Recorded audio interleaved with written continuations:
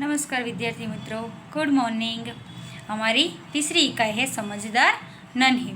तो इस कहानी में जाने से पहले मैं आपको कुछ बताना चाहती हूँ कि इस जगत में सभी लोग, सभी प्राणी, पशु, सभी के स्वभाव कैसे होते हैं, अलग अलग होते हैं। किसी के स्वभाव एक जैसा नहीं होता। सभी लोग एक जैसे नहीं होते, सब लोग अलग अलग होते हैं। जैसे इंसान भी अलग अलग होता है, प्राणी, पशु, सभी लोग भी अलग ही होते हैं। सबका स्वभाव, व्यक्तित्व वो भी अलग होता है। स्वभाव एक जैसा नहीं होता।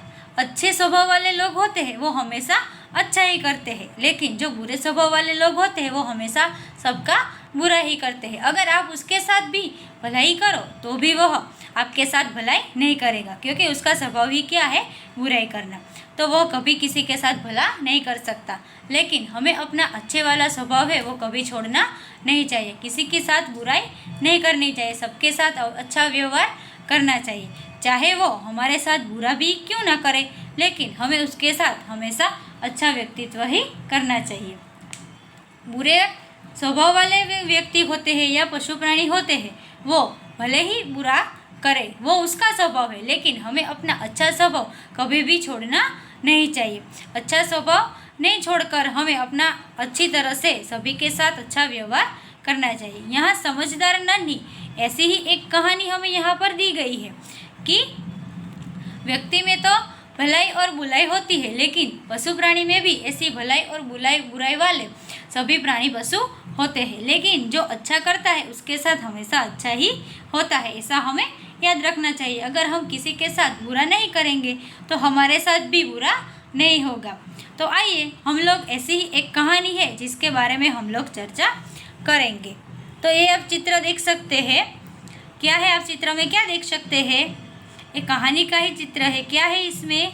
तो ये एक नन्ही यानी कि बतख है, ये तालाब है, और ये क्या है, बिच्छू है। क्या है? बिच्छू। तो बिच्छू का स्वभाव क्या होता है, आप सबको पता है?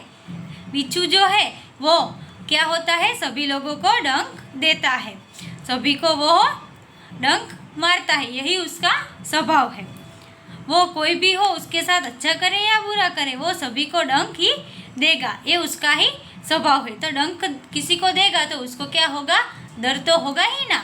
तो ये उसका बुरा स्वभाव है, लेकिन उसका स्वभाव ही ऐसा है तो वो सबको डंक देता है। तो आइए हम इस कहानी की पहले बात करेंगे।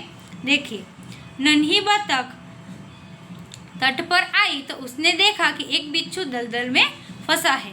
नन्ही बतख जो है, वो नन्ही वाली बतख जो है वो नदी के तट पर आती है तो उसने देखा कि एक जो बिच्छू होता है वो दलदल में फंसा हुआ है। दलदल यानी कि जहाँ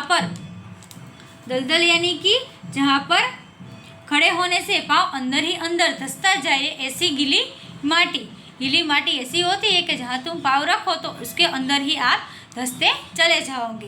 तो ऐसी दलदल में एक बिच्छू जो है वो वहाँ पर फंसा हुआ था। बिच्छू ने नन्ही से प्रार्थना की, बहन मुझे बता लो। नन्ही ने उस पर दया आ गई। उसने बिच्छू को दलदल से उठाकर सूखे स्थान पर रख दिया। बिच्छू जो है वो नन्ही को देखता है तो उसे कहता है और उससे प्रार्थना करता है कि बहन तुम मुझे बचा लो।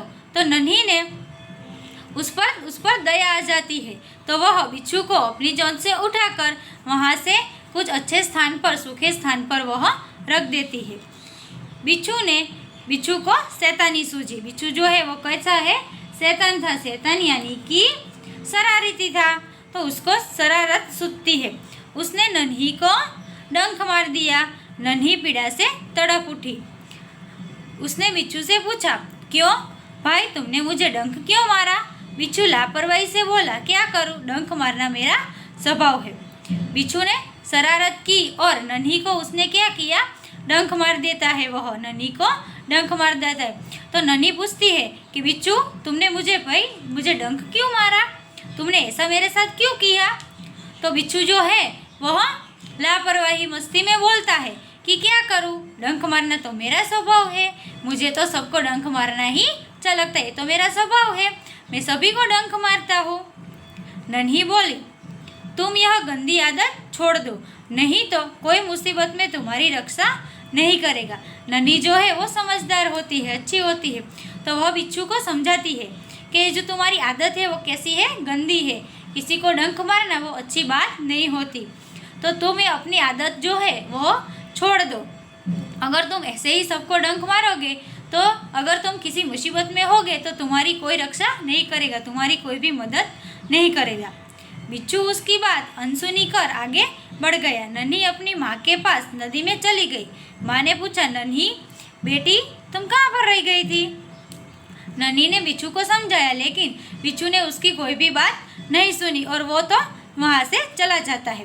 फिर नन्ही जो है वह नदी में अपनी माँ के पास जाती है। तो माँ नन्ही से पूछती है कि नन्ही तुम कहाँ रह गई थी इतनी देर?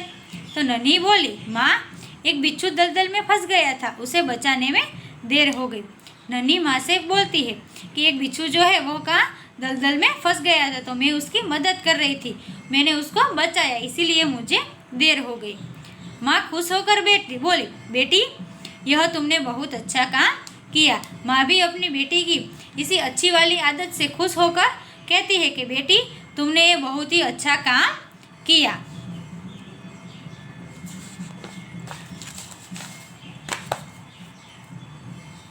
नन्ही बोली, लेकिन बदले में उसे मुझे डंक मार दिया। नन्ही बोलती है, मैंने तो उसकी मदद की, उस बिच्छू को दलदल से बचाया, लेकिन बिच्छू ने मुझे फिर भी डंक मार दिया। माँ बोली, बिच्छू अपनी गंदी आदत का गुलाम है, तुम उसे चाहे कितनी बार बचाओ वह बार बार डंक मारता रहेगा। माँ बोलती है कि बिच्छू जो है वो अपनी गंदी आदत का गुलाम है, उसके इसी आदत वह छोड़ नहीं सकता। अगर तुम उसे कितनी भी बार हर बार बचाओगी फिर भी वो अपनी आदत के कारण वह तुझे डंक मारता ही रहता है, सबको वह डंक मारता है। नन्ही बोली, माँ मैं उसकी गंदी आदत छुड़ाकर रहूँगी। नन्ही कहती है, भले ही उसकी आदत का वह गुलाम है, लेकिन मैं उसकी आदत इसी आदत को मैं छुड़ा कर ही रहूँगी। एक दिन बाद बिच्छू के प्राण पुनः संकट में पड़ गए। इस बार वह पानी की धारा में जा गिरा और डूबने उतरने लगा। एक बार फिर से बिच्छू है वो संकट में पड़ जाता है, तो वह पानी की धारा होती है जहाँ पर ज़्यादातर पानी होता है वहाँ पर वह गिर जाता है और डूबने लगता है। मौत सामने देखकर बिच्छू को नन्ही की याद आई। वह नन्ही को पुकारने लगा। नन्ही ने उसको एक बार बचाया था, तो अपनी मौत को देखकर उसको नन्ही की याद आ जाती है। वह उसकी प्राणों की रक्षा की थी, तो इसलिए इस बार भी वह नन्ही को याद आई और वह नन्ही को पुकारने लगता है। नन्ही ने उसकी करुण पुकार सुन ली। वह झपट कर बिच्छू के पास आ गई। सहसा ही उसके मन में विचार आया, अब मैं इस गंदे स्वभाव वाले बिच्छू को नहीं बचाऊंगी। नन्ही ने उसकी जो बिच्छू जो है वह पुकारता है, तो नन्ही उसकी पुकार सुन लेती है और उसकी करुण पुकार सुनकर नन्ही झपट से बिच्छू के पास पहुंच जाती है। लेकिन उसके मन में एक विचार आता है कि अब मैं इस गंदे स्वभाव वाले बिच्छू को अब नहीं बचाऊंगी, मैं इसको इस बार भी बचाऊंगी और वो फिर से मुझे डंक मारेगा। इसी एक विचार सा नन्ही के मन में आता है। अब आगे की कहानी हम अगले वीडियो में देखेंगे। Thank you.